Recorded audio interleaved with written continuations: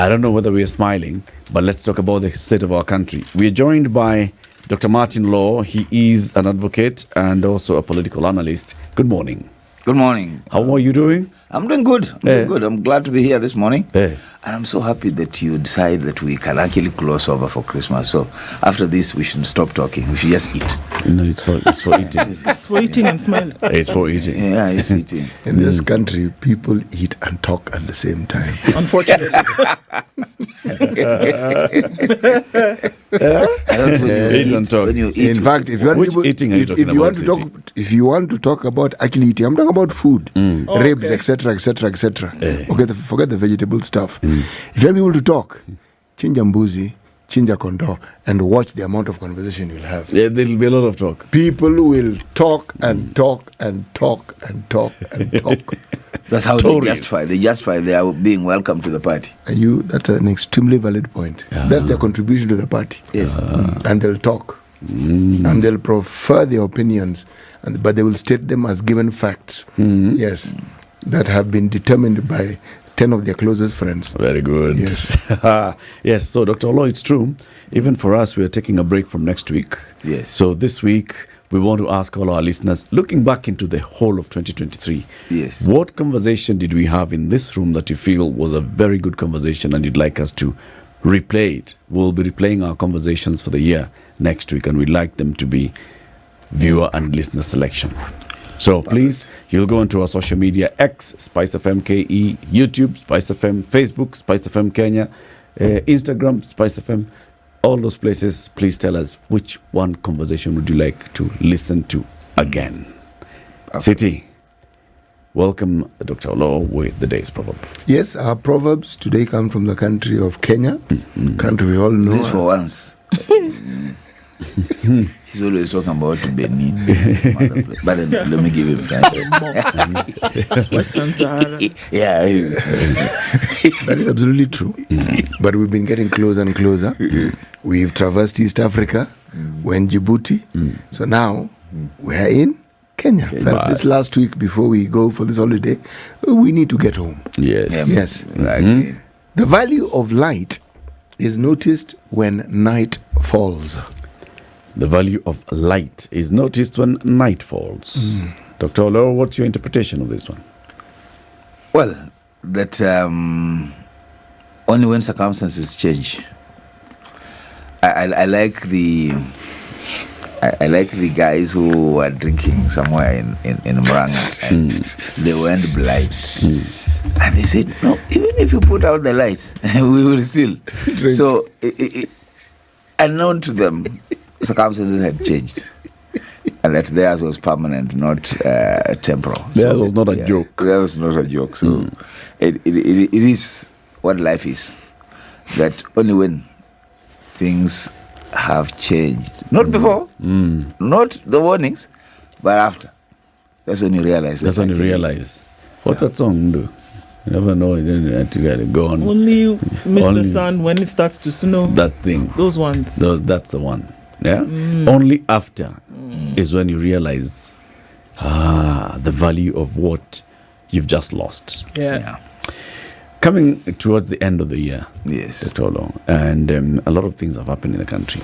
Okay, the president gave a media interview last night. The president gave a speech on Jamhuri Day where he looked back into the year and giving the 60 years of our independence and where we've come to as a country and what he has done and what he's planning to do and hoping to do, moving the country forward. He gave a State of the Nation address in Parliament, and we're looking at what has happened in the country this year. As we look back into 2023, what stands out for you as, the light?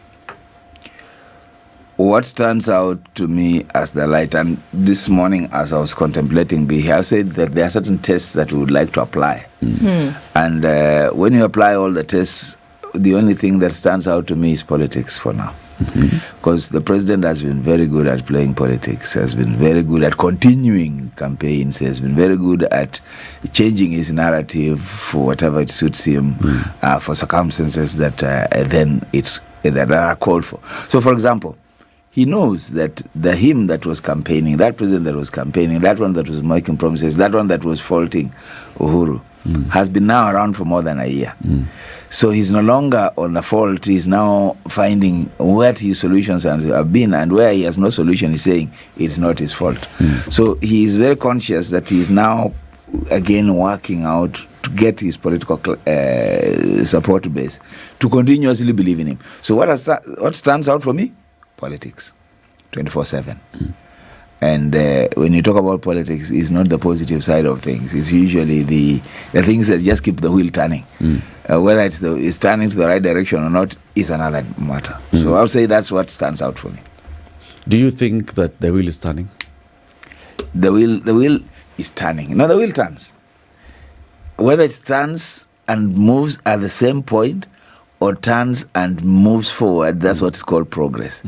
But it could be turning actually backwards as well. So when you say progress, you need to qualify to which direction. Progress can be both forwards or backwards. What's your perspective?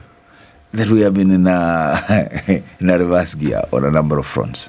For example? And now I want to come in. The 4 tests that I really want us to tackle are these. Sovereignty. Is Kenya a sovereign country? Are the Kenyan people sovereign? If you test us on that, then you'd want to test us on our issues of tax. For example, when you say that visas will be free, that anybody can come into this country, what have you said? The first thing you've done is that you've taken the aspects of sovereignty for granted, that you've said that this country, anybody can come in and anybody can go out. When Kenyans designed this constitution and this country for themselves, they also are clear about who fits and who doesn't fit. Sometimes what visas do is to do that check. So when you say you now want to open it up, that's a conversation that Kenyans ought to embrace and to maybe participate in, not just leave it open. What have our laws said about people who fit and don't fit? You think our constitution says that you're a constitutional lawyer? You see, the thing about the law is that, or rather, the thing about visas is that this is how you process people to come in and process people to go out, both citizens and non-citizens.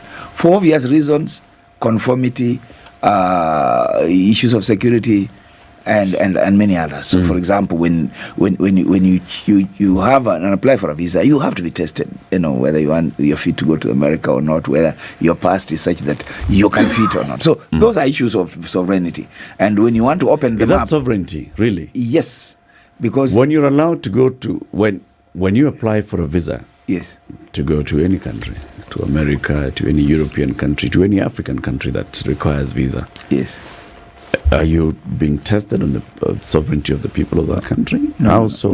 It is those people who are putting those safeguards for themselves. In others, when you build a home and you put a gate and you put a dog or you put a few facilities, there are certain things you're saying. You're saying, these are my... just not a social person. No. You're saying these are my boundaries. You know what they say about fences? They make for good neighbors.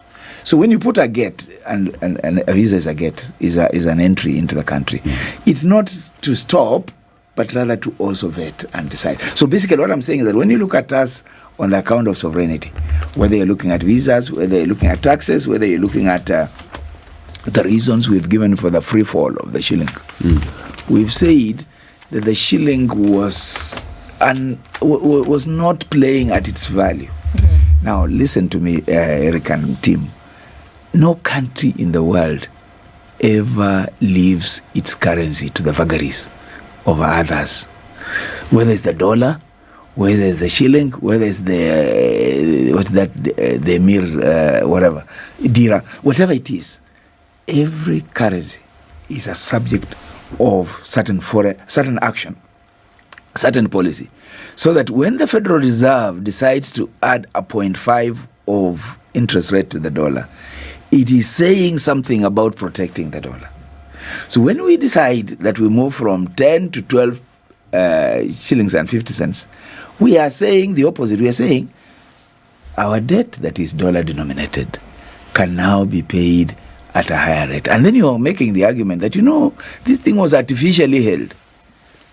I'm saying that no country in the world ever stops wanting to look at its currency and hold it back, whether you're in Ethiopia, whether you're in Tanzania, wherever you are. Are The you business of justifying government. a decision to show up the shilling? I'm not justifying the decision to show up. I'm justifying the decision to manage the currency, because it is a political decision. It's an economic decision. Now, you can tell me that you just leave it open. The question is, who is asking you to leave it open? The IMF? The World Bank? Your lenders are asking you to leave it open? I mean, what are you saying? That I lend you money and I also tell you what your interest rate should be, therefore what you should pay at. Something is not right. So we have to negotiate on that basis. So are you saying that what's happening right now with the shilling, I mean, we've termed it as free fall, others have said it's not free fall, but are you saying that it is artificially manipulated to be where it is? Even for now, it is not artificially manipulated. It is rather orchestrated by external forces. For example, To what benefit? we are being precisely to whose benefit? What we are being told, Eric, is that if we allow the interest rate to go up, the shilling will find its place. Against what? Against the dollar. What is that place? It was 110, 112. Now we are at 150, 155. Sometime we've been told to go to 200.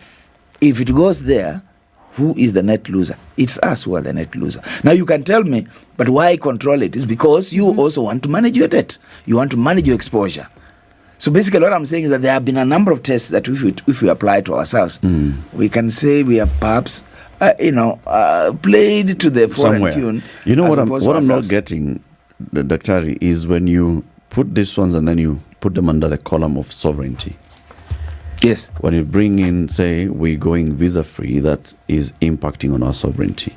When you say that, we are, whatever is happening to the shilling, that is impacting on our sovereignty. I'm not getting the connection. You're not getting the connection. Yeah. So let's now explain the sovereignty aspect. Okay. Sovereignty aspect is the total collectiveness of a people to say who they are and to decide who they are.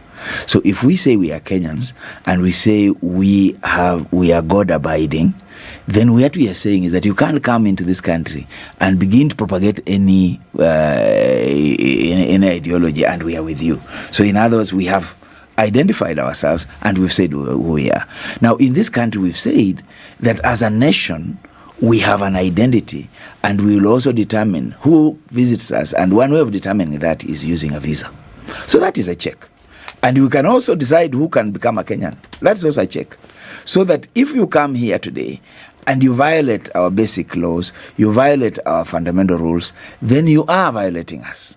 So visas are a control measure across the world. When you open up a country to everybody, it means that you have questioned or you need to involve, or Kenyans have decided that we are okay. We can have anybody in there. But then what are we saying?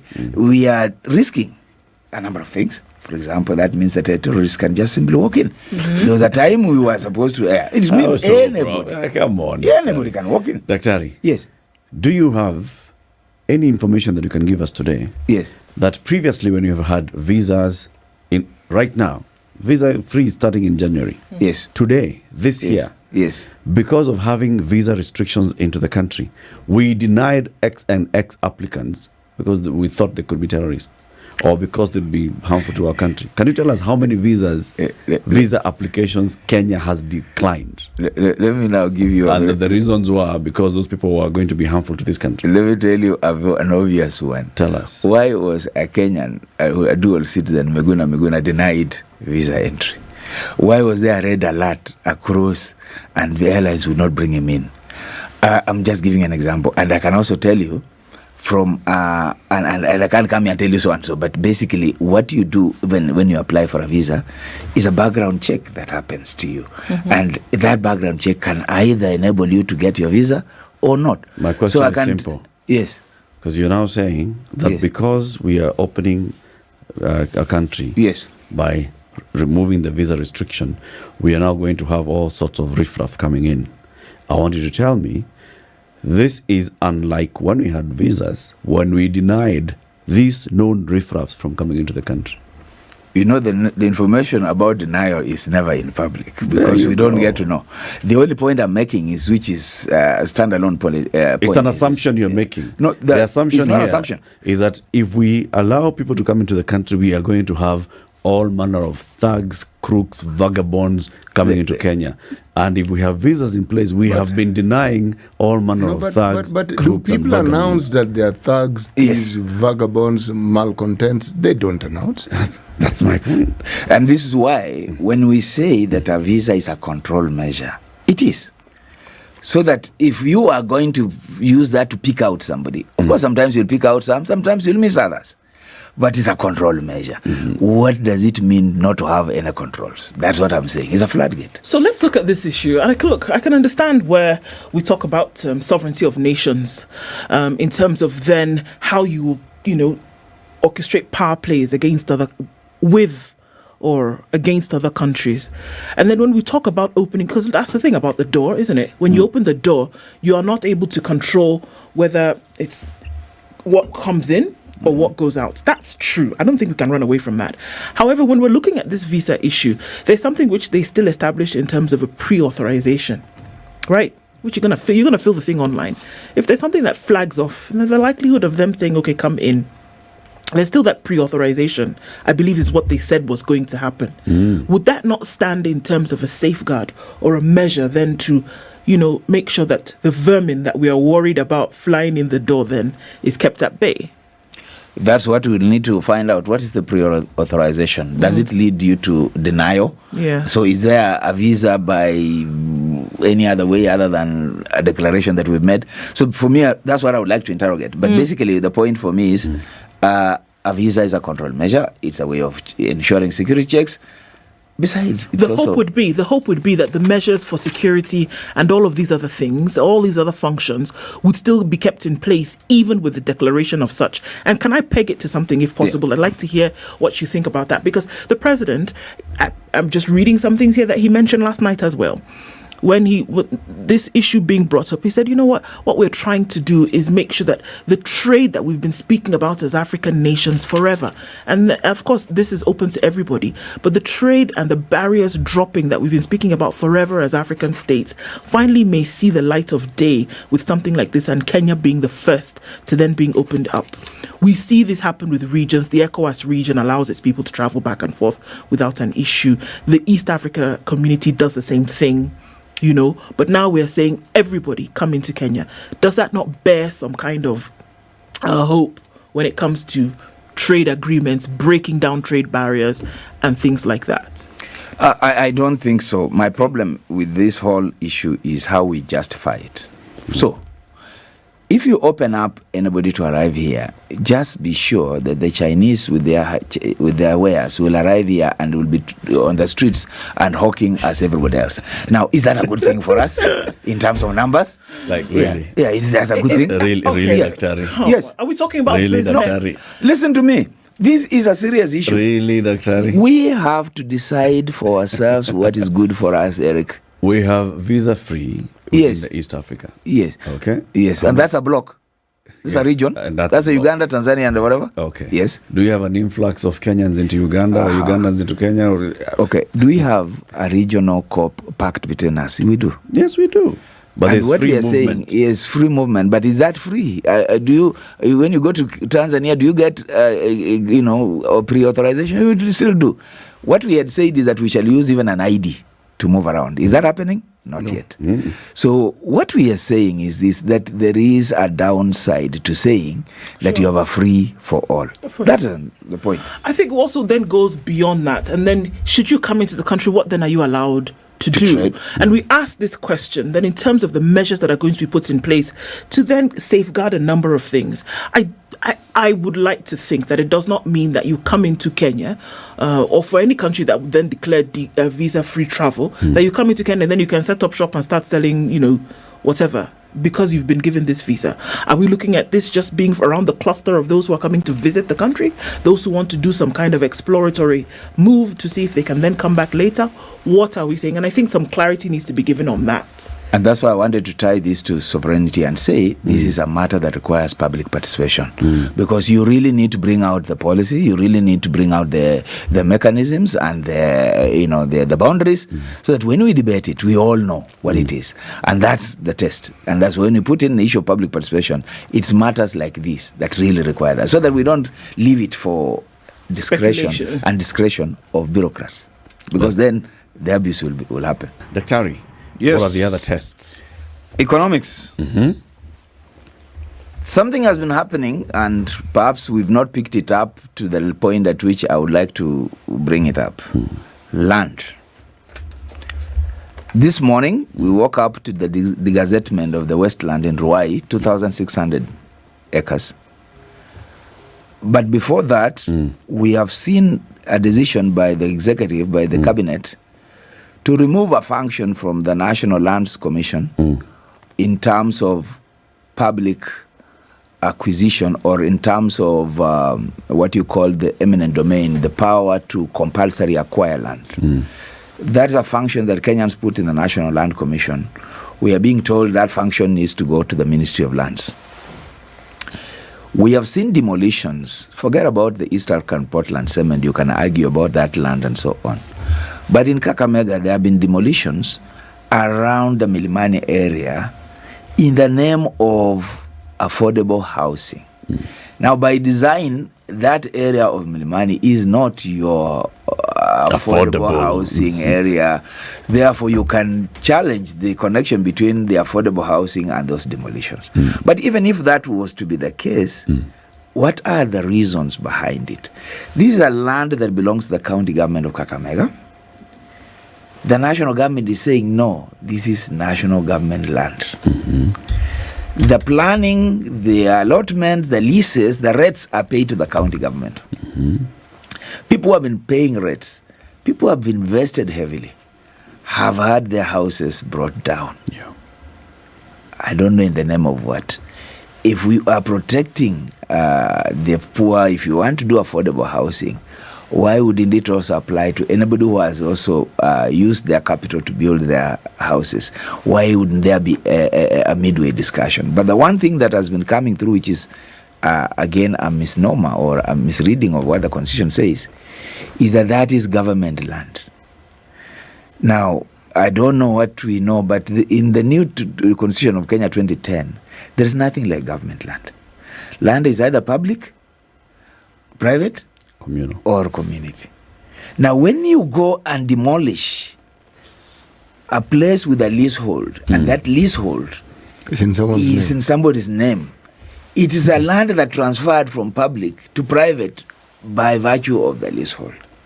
But if that was so which is which, Doc? You just said this land belongs to the county government of Kakamega. Now you are saying this land belongs to individuals on via lease. Get it. What is your leases are given by an authority, right? And leases, once given, they transform the land into a private land. Okay. But the authority that gives leases takes rates. So the rates are being paid to the county government. Just like in Nairobi, rates will be paid to Nairobi County. But the land doesn't belong to Nairobi County. Yes, the origin and the leases trace back to the local authority then and now the county government. But that land is no longer in the purview of public land. Those are two different things, though. Yeah. So that this land now is private. So this is private land. It is not Kakamega County's land.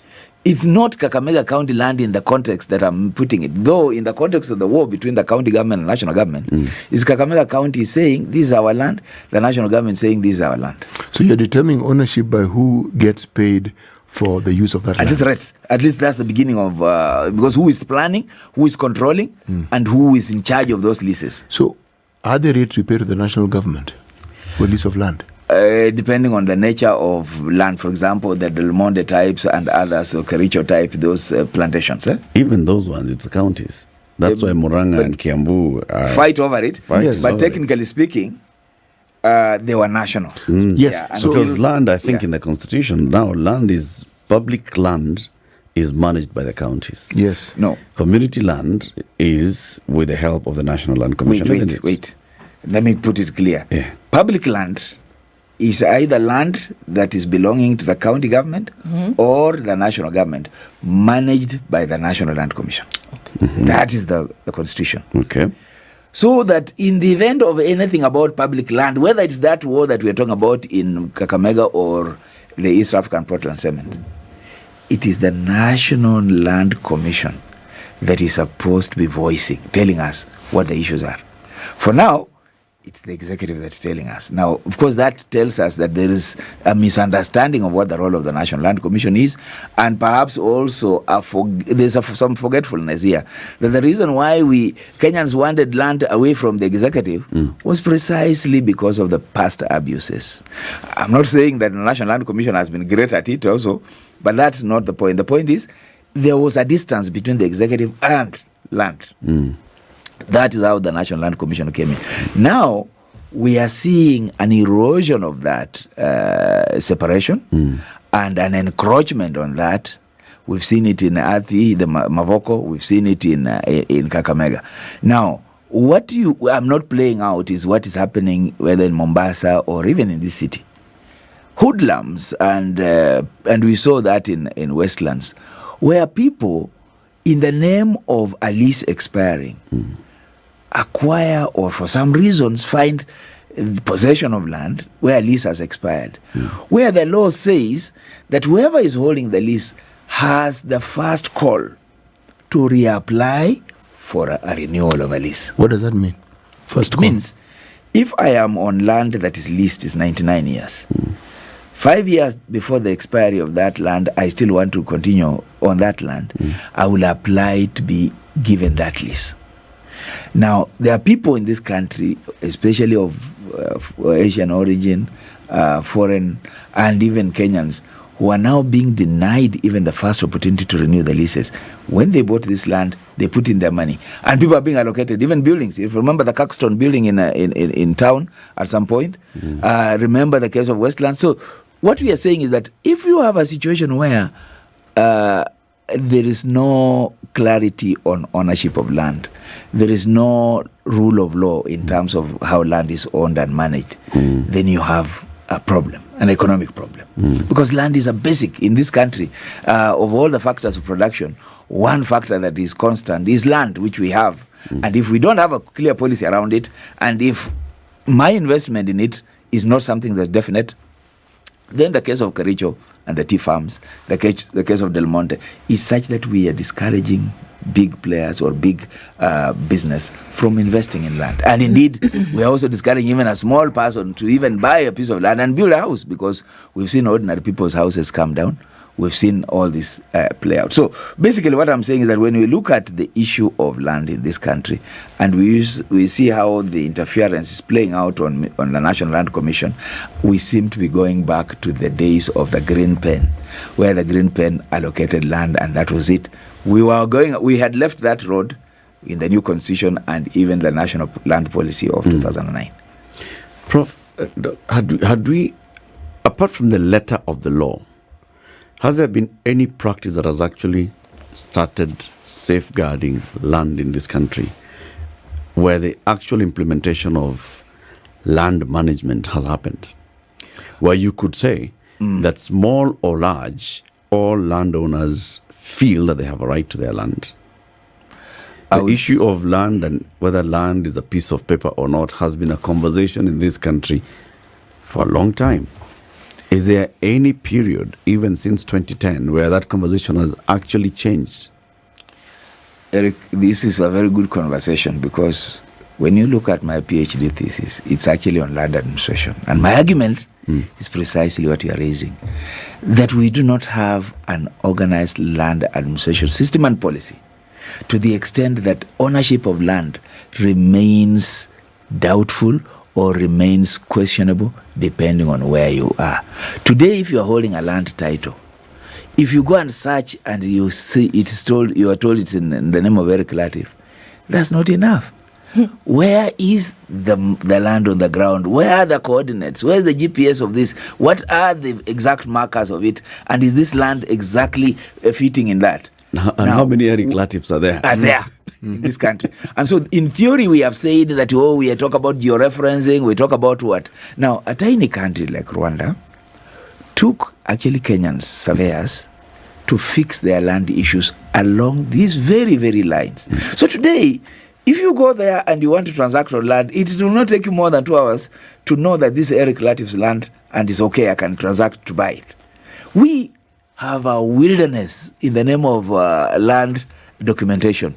And the more chaotic it is, the better, because whatever you're holding in your hands doesn't assure you of ownership of the ground. You mentioned something here. This particular case of the reversal of the Ruai land. Yes. What's the story?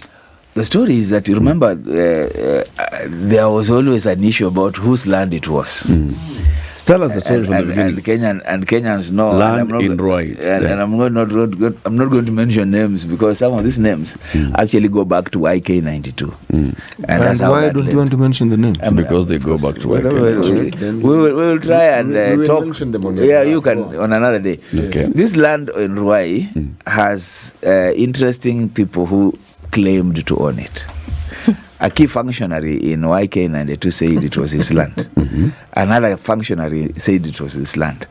And the previous government, in its wisdom, decided to gazette the land as part of the waste management. This government has just reversed that decision. In other words, it has said, look, the ownership of this land is not in doubt, and it's not a waste management area.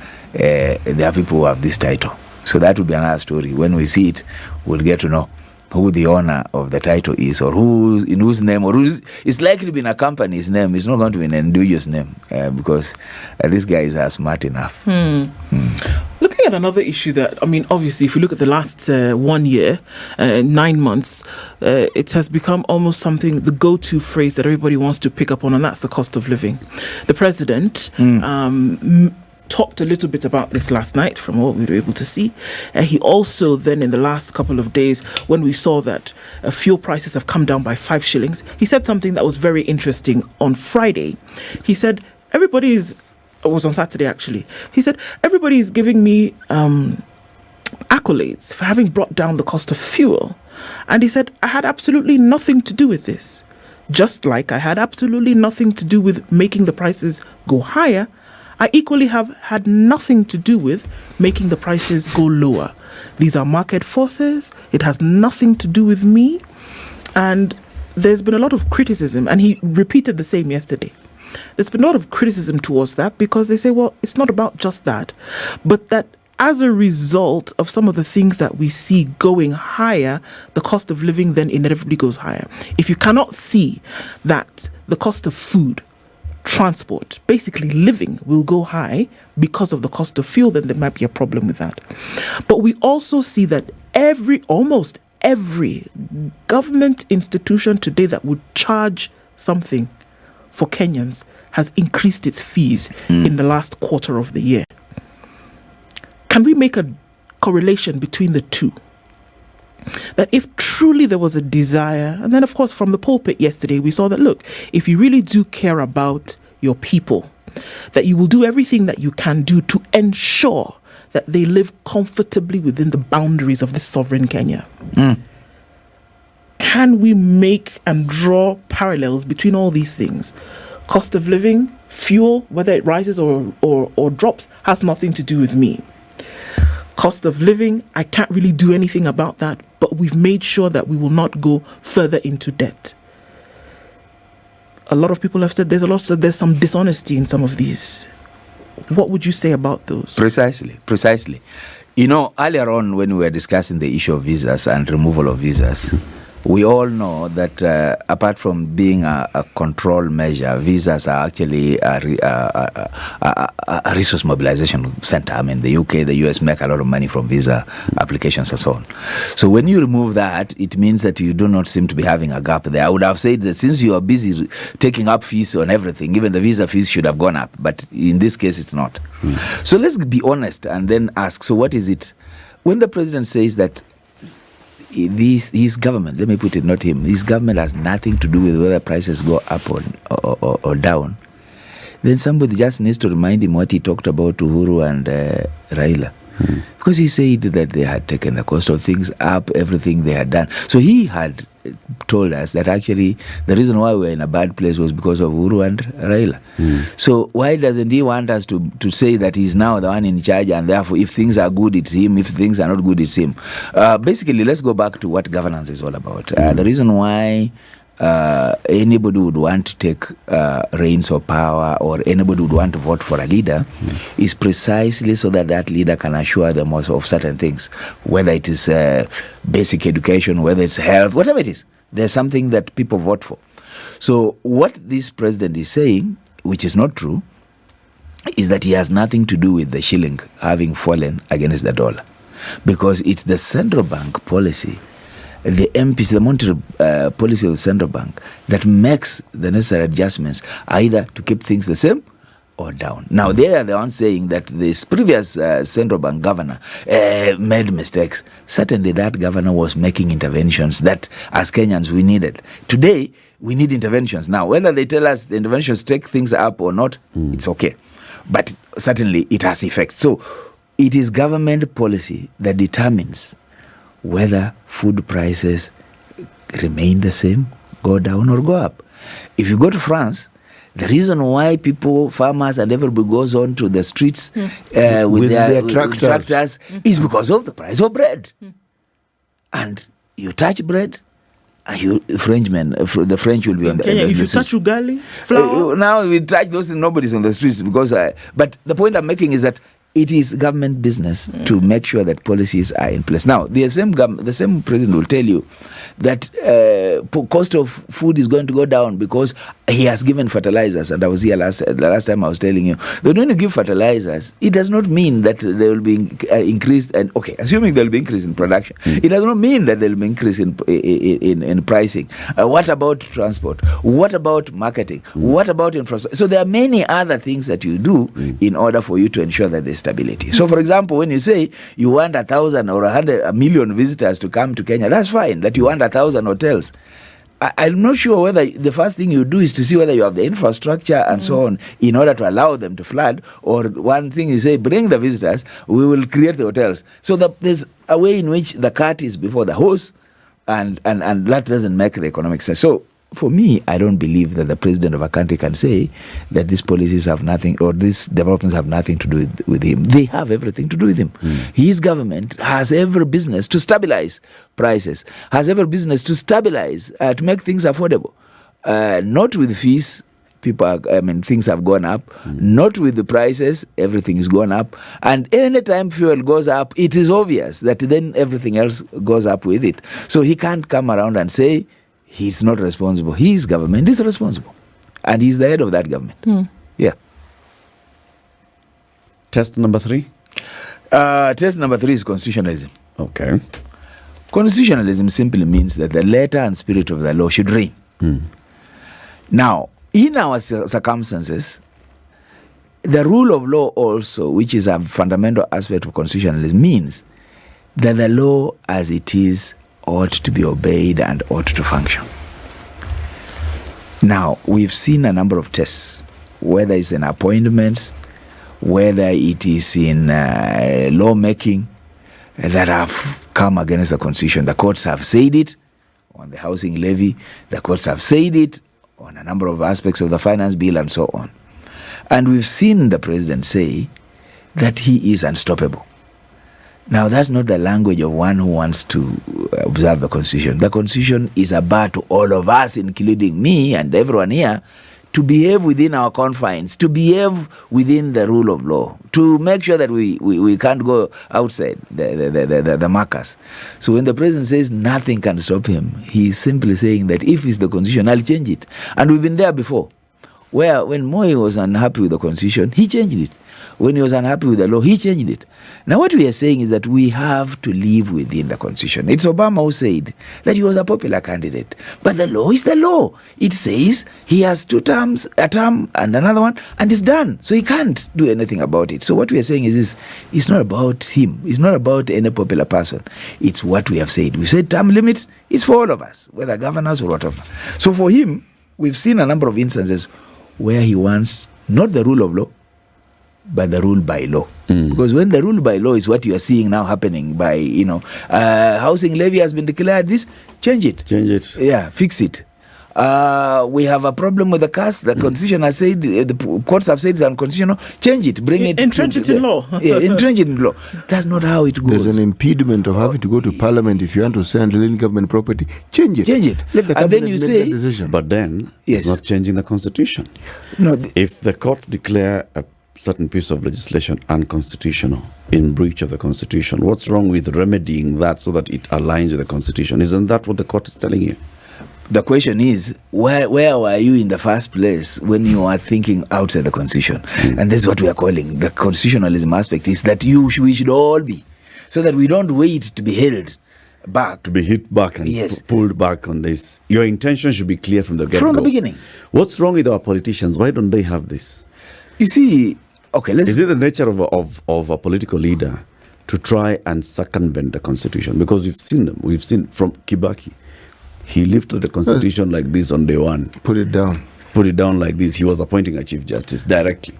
No, I don't even think it's that. It's about, and this is something that, again, the president has been talking about it, that, Kenya has remained behind. We are not like other countries. We are all the same. There's one thing that is very clear. Culture. What is our culture? A people with a culture will define their politics in a manner that they live by. So our culture defines our politics. Our politics. So our culture is such that it doesn't confine itself to the good, to the ideal. No. It is to the expedient, to what works for me.